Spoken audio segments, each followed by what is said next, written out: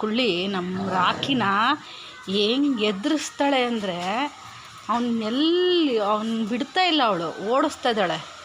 ಅವನ ಹತ್ರ ಬಂದ ಸಾಕು ಸಿಕ್ಕಾಪಟ್ಟೆ ಭಯ ಹಿಡಿಸ್ತಾಳೆ ಅವನಿಗೆ. ಅವನು ಅದೇನಿದಪ್ಪ ನಿನ್ನೆ ಮೊನ್ನೆ ಹುಟ್ಟಿರೋ ನಮ್ಮ ಕುಳ್ಳಿಗೂ ಎದುರ್ತಾನೆ. ತುಂಬ ಎದುರಿಸ್ತಾ ಇದ್ದಾಳೆ ಅವಳು, ಹತ್ರ ಬರೋಕ್ಕೆ ಬಿಡ್ತಾ ಇಲ್ಲ, ಓಡಿಸ್ತಾ ಇದ್ದಾಳೆ. ಒಟ್ಟಿನಲ್ಲಿ ಅವಳು ಹೇಳ್ದಂಗೆ ಕೇಳಬೇಕು ಅವನು. ಅವಳಿಗೆ ಒಳ್ಳೆ ಮೂಡಿದ್ರೆ ಮಾತ್ರ ಅವನನ್ನು ಮಾತಾಡಿಸ್ತಾಳೆ, ಇಲ್ಲ ಅಂತಂದರೆ ಅವನನ್ನು ಕಚ್ಚಿ ಬಿಸಾಕ್ತಾಳೆ. ಊಟ ಹಾಕಿದ್ರು ಅಷ್ಟೇ ಒಂಚೂರು ಬಿಡಲ್ಲ ಅವನಿಗೆ, ಎಲ್ಲ ಅವಳೇ ತಿಂದ್ಬಿಡ್ತಾಳೆ. ಮೂಡಿದ್ದಂಗೆ ಇವಳು, ತುಂಬ ಮೂಡಿ ಇವಳು.